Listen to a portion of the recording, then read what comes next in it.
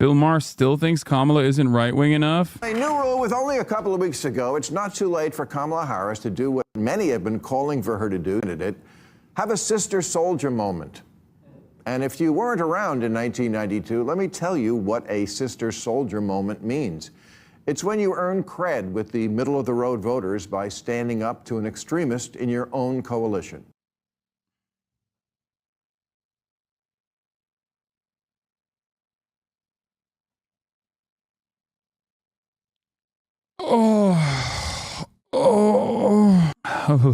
I have chills, dude.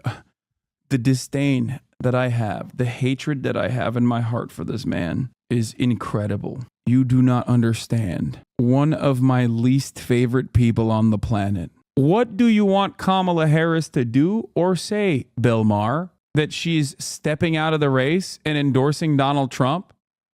What more can she do? I mean, he's going to tell us.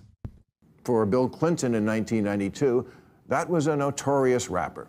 No, not him. No, Sister Souljah, whose music is not much remembered, but her words are. After the LA riots in 92, she said, "If there are any good white people, I haven't met them." Now, in fairness, she had just come out of Williams-Sonoma. But she also said, if black people kill black people every day, why not have a week and kill white people? And Bill Clinton, looking for an easy target and also well aware that killing white people would decimate our Olympic snowboard team, rebuked Souljah and came out against taking a week to kill whitey. And yes, that... Like, dude, when stuff like this happens, okay, here's what a normal person should do. And I'll give you an example from my experience, which is obviously not the same as like a president, okay? When people that are like technically associated with you or seen as like on your side say things that you don't agree with or say things that people want to associate with you in an effort to attack you, the smart move in that circumstance is to just be like, this is irrelevant. Because it is, okay? Because it is. Like, ain't nobody is going to think that a man from Arkansas is like, yeah, actually, I do believe that we should kill Whitey. Like, no one thinks this, okay? So there is no reason to fucking put your foot down and just, like, go after a fucking rapper. You know what I mean? It's just a stupid thing that people do in an effort to say, I'm on your side, okay? I would never. And they do it in a way where obviously it's like wow, brave decision, Bill Clinton. Thank you for saying you don't want, attacks on random white people, okay? Like, no shit. I hate this very cynical, I hate this incredibly cynical thing that people do all the fucking time. It's been going on for decades, going on for generations. It still happens today. Okay? It's just like, you're not brave for saying this. Actually, I would go so far as to say it's cowardly. No one is expecting you to defend the rapper. But if you're, if you are even speaking on this matter, you are offering it more attention than it deserves. It's very frustrating. It was seen as courageous. It was an easy win. Clinton won over independent whites, and it didn't hurt him with black voters who went for him overwhelmingly and even used to refer to him as the first black president, which so went to his head that he later dated a white girl with a fat ass. But that's a different... Like, this is something that I've been very frustrated with the Democrats time and time again. Republicans will find like one random BLM protester or something to point to and say, this guy hates white people. They signal that like they signal racist tropes like, oh, black people are angry and violent and they want to kill all white people, yada yada yada. Okay, it has no bearing on institutional racism and the systems that are designed a certain way. And then Democrats will just sit there and be like, oh yeah, you're right, this is not us, actually, I'm so sorry, this is not us. It's like the same own goal of like signing a messaging bill that says that you are not a socialist. Okay? Democrats love doing this dumb shit where they'll go out and sign a messaging bill that says like America will never be socialist and we are not socialist. And it's a stupid fucking thing to do because Republicans are still going to say you're a socialist anyway, you idiot. No one is looking at that and going, well, they signed a messaging bill that says you're not socialist. They don't even understand what it means. And I'm not expecting the Democrats to be like, we are socialists, we love socialism, or defend socialism. Just don't do dumb shit for no reason. Don't capitulate to cynical right-wing framing for no fucking reason. Now you have elevated this conversation. Now you are simply saying like, this is not us. And the people that are in your base are going to look at that and go, okay, this is not us. That's fine. You know, we didn't think that it was us, but it's all good. But the right will still go, no, that is you. That's you. All you've done is validate the cynical right-wing framing. Republicans never do that. They never back away. They never back down. And they never, ever adopt left-wing framing on shit, okay? Even when it's literally valid. Even when it is straightforward. Even when it is so valid to be like, what Republican congressperson has gone out and said, you know what? And I'm talking like, you know, the overwhelming majority of the Republican Party. Like, this would be the equivalent of like J.D. Vance coming out and being like, yes, people have said that we agree with this assessment. We're really sorry. Or associations with like the Proud Boys. Trump never gave up on that. The Democrats were like, dude, what the fuck? These are your supporters and they're doing violence on the streets. And Trump was like, stand back, stand down. Like, they never fucking concede. They never concede to left-wing framing on issues, even if the left-wing framing on an issue is cynical or not correct. Think about that. The were like, yo, your supporters are on the street saying Jews will not replace us. What the fuck is that about? He said, both sides have some good people. That's crazy. That's crazy. He straight up was like, there's very fine people on both sides. Brother, one side had Nazis. What do you mean there were very fine people on the Nazi side? There were no fine people there. Okay? It doesn't make sense. And Democrats are constantly doing this. They constantly turn around and they're like, yeah, you're right. You're so right. We hate these people. Just don't. I'm not expecting them to defend these people or these sorts of sentiments. I'm simply expecting them to be smart and not bring any of that shit up at all. Like, pro-Palestinian protests happen on college campuses. There's a couple dummies that will be like, oh, yeah, inshallah, Hamas will kill all Zionists in America, okay? Someone says some shit like that. There is no reason. You are under zero obligation to come out and be like, yeah, I recognize this person as a supporter of mine, and I'm actually saying I am not this person. I do not agree with them. Because people will never read it as that, okay? There's no one that thought you were that person, okay? No real serious human being had thought that you were that person. That's why I laugh when people are like, I'm a single issue voter and my issue is anti-Semitism on college campuses and whether you are sufficiently pro-Israel or not. It's like, if someone at this stage is still, asking Kamala Harris if she's like pro-Israel or not, then they're voting for Trump. They're not undecided, okay? It's fucking or they're just like the most delusional person on the fucking planet. Of course she's pro-Israel. What do you mean? What kind of fucking question is this? How can you still be undecided on this matter? It's so stupid. I hate that. It's a tactical mistake from the Democrats to regularly carve out certain aspects that are being cynically used against them. Like certain cynical messages like, oh, the Democrats are the pro-Hamas party. Like, no one fucking believes that, dude. What the fuck are you saying? So anytime you come out and go, we are the anti-Hamas party, you're just a fucking idiot. It's just like a tactical misstep. My expectation, once again, I'm going to repeat this over and over again. My expectation is never from a national campaign to come out and be like, we are, long live the resistance. Okay. Like, that's not, intifada revolution. That's not what I'm expecting. I would not expect that at all. I would, as a matter of fact, say that would probably have serious repercussions in the opposite direction for the campaign if they were to do that. Americans are anti-war broadly, but they're not like pro-resisting against American imperialism. Different history lesson. The lesson for today is that the last two successful two-term Democratic presidents After this, I'm going to watch Joe Rogan. both had sister soldier moments. Oh yes, Obama had one too. In 2008, Republicans thought they had him beat when the man who was Obama's reverend in Chicago claimed purposefully engineered aids to kill minorities and spoke the words, "Goddamn America." And that is the kind of "this place sucks" rhetoric you're only allowed to use if you're a Republican. But Obama reasoned then, as Kamala should now, that, yeah, there are some Americans who are not going to vote for me just because I'm black. And while I can still win without them, I can't win if I lose the person who will vote for a black president, but is kind of looking for a reason not to. So he made an amazing speech about race and called Reverend Wright's words a bunch of rants that aren't grounded in truth.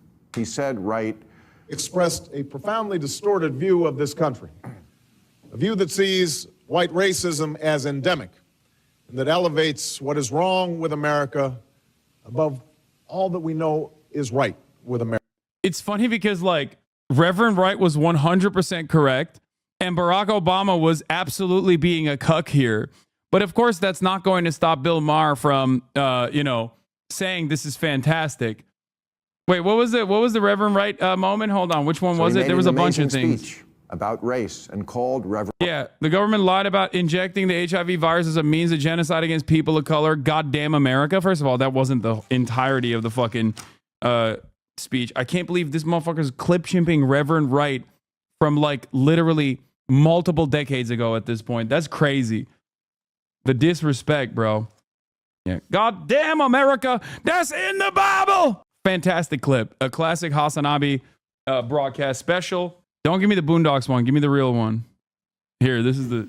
Where governments lie, God does not lie. Where governments change, God does not change. And I'm through now.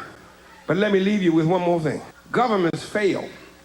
The government in this text, comprised of Caesar, Quirinius, Pontius Pilate, Pontius Pilate. The Roman government failed.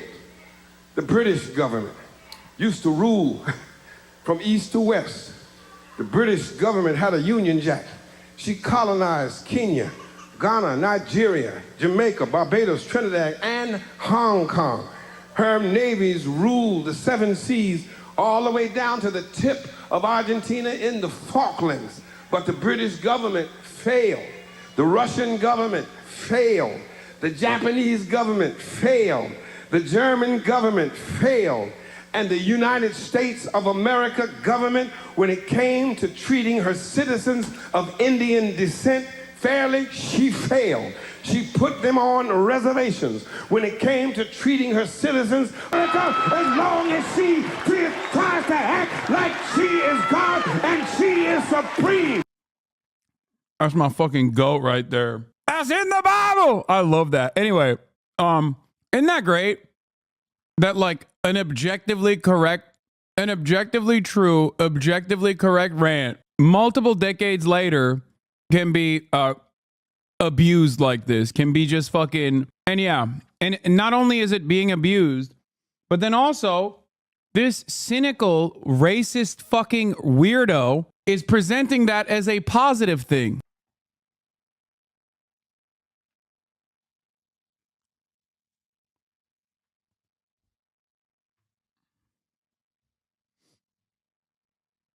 It's fucked up. There are some Americans who are not going to vote for me just because I'm black. And while I can still win without them, I can't win if I lose the person who will vote for a black president, but is kind of looking for a reason not to. So he made an amazing speech about race and called Reverend Wright's words a bunch of rants that aren't grounded in truth. He said Wright expressed a profoundly distorted view of this country, a view that sees white racism as endemic and that elevates what is wrong with America above all that we know is right with America. And he won big. Now, Kamala could make her own Reverend Wright speech and ask all white Americans to please understand, as much as you can, how much in 2020 the sight of a black man being slowly murdered with a white cop's knee on his neck would affect you if that was the history of your race. I think most Americans would be sympathetic. and then admit that in 2020, the left got a little carried away. Carried away, like most of the merch at this shoe store. You know what's funny? Well, not Bill Maher. But you know what's funny? Bill Maher is the racist white man who's like, I'm looking for reasons not to vote for the black woman. Like, dog, what the fuck are you saying? You're hallucinating. There has never been a moment where Kamala Harris or Joe Biden has ever in a million fucking years not done exactly what you're talking about in terms of the left got carried away. As a matter of fact, that's all they fucking talked about leading up to the 2020 election and far beyond the 2020 election. As a matter of fact, that kind of capitulation of right-wing framing on the issue of crime literally almost cost them massive fucking losses in blue enclaves like New York. It actually did tilt a seat for a guy that lied about everything in his background and had to resign in fucking disgrace, George Santos. Stop giving credence to stupid ass right-wing panics. I fucking hate this shit. Get it carried away? Why are you laughing at this, Van Jones? Once in a while, they need a lift. Looting was rebranded as justice shopping. We stopped arresting shoplifters. Anti-racist baby was a bestseller. Corporation. Dude, the looting panic was completely fucking made up, okay? Organized retail theft, once again, a complete invention. The media abdicated its responsibility to accurately assess what the fuck was going on and totally fucking dropped the ball on this issue. One of my most resilient, most prescient fucking takes. And people would yell at me all the time in the same exact way that Bill Maher is fucking talking here. Hasan, you love crime. Or even worse, they would say, Hasan, you just can't ever criticize black people. Like, you're actually racist because you just think it's cool when black people loot. When in fact, the data on organized retail theft or just like massive retail thefts leading to stores closing in certain districts was not real. It was an invention. It was a fucking invention. Just like when people say California is a crime-ridden shithole because of a lack of prosecutorial interest in going after people who are stealing things worth less than what, $2,000 or whatever. Texas has even more liberal laws surrounding the matter, and yet our perspective on this is completely fucking shifted. And after half of these fucking people have openly demonstrated that they lied about this shit, and the media regularly writes articles about how, like, why is there so much crime panic when it seems like crime is down? When data shows crime is down, why do Americans still falsely believe that there's crime everywhere? Like, they write articles on it all the time now. Bill Maher's still running on the crime panic narrative in 2024 when crime is down across the board, chat. The only area where crime actually went up significantly was homicides. That's the only area that it went up. There was a brief blip, okay? And that is significant. But what's wild about this is that homicides are down too. They're fucking down. And these guys are still doing this shit. That's crazy. And Bill is doing this funny thing where he's like lumping in things that are worthy of like comedic criticism, like anti-racist baby being sold, being the highest sold book or whatever, with like objectively racist shit. Took DEI to ludicrous lengths. We opened our hearts to all who wanted to come here and then also our borders. Portland decriminalized all drugs, and Seattle set up a no-cop zone until they had to reverse course on both. Standardized testing was dropped until schools saw how dumb that was. And yet, the head of the teachers union in Chicago still maintains that testing is, quote, junk science rooted in white supremacy. And her union tweeted during COVID, when many Americans felt we could have gotten back to normal sooner, that the push to reopen schools is rooted in sexism, racism, and misogyny. No, it was rooted in reading, writing, and arithmetic, the teaching of which is apparently job none in Chicago because only about 1 in 4 students in the city are proficient in either math or English. And absent. Yeah, I wonder where that's coming from, dude. The teachers union or the lack of fucking adequate funding in the Chicago public school system? Fun fact for those of you who don't know, Chicago public schools, 90% of the black and brown students in the entire state of Illinois are in the Chicago public school system. Just, you know, something to consider. Absenteeism is off the charts. The teachers there want a raise now. And look, I'm always all for all teachers always getting a raise everywhere. I hate kids. I can't imagine being around them all day. But I also think Kamala Harris could have a moment if she trotted out her favorite phrase and said, let me be very clear. Our schools need to do better. Our kids need to be in school, and when they're there, they need to have the phones off and the brains on, learning the basic things we used to teach. And the idea that testing is rooted in white supremacy is in itself a racist belief that says black children can't compete with white children on tests, which they surely can. That line will get you an applause break from all sides. When Kamala says we're not going back, the undecided voter thinks, no, I don't want to get on the short bus back to Trump Town. But I also don't want to go back to 2020. Please, God, don't make me sit through another one of those corporate mandated sensitivity training sessions. When the Harris campaign launched, they got great traction by calling Trump and Vance weird. That was good. Weird was working. People are tired of weird, and ever since Donald Trump decided to dominate our fucking lives, the Democrats' argument has been, we'll restore normal. Well, if what you're selling is let's be normal again, here's an idea. Be normal. America. One thing to remember is that he's talking about how, like, in 2020, the left got out of control. Yeah.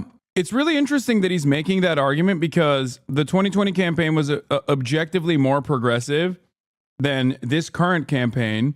And Bill Maher seemingly has not been satiated of his thirst for even more moderate positions, apparently. More right-wing positions, let's be real, let's call it what it is.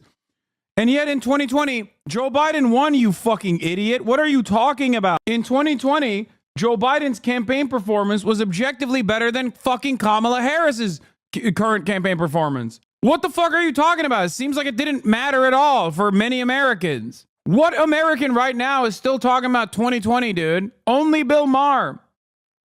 Oh, man, remember how the left went too far in 2020? That's why I'm voting for Donald Trump. Like, yeah, that guy was going to vote for Donald Trump. Doesn't need a revolution. It needs fixing. I hate this shit. What a fucking pathetic little dumbass he is.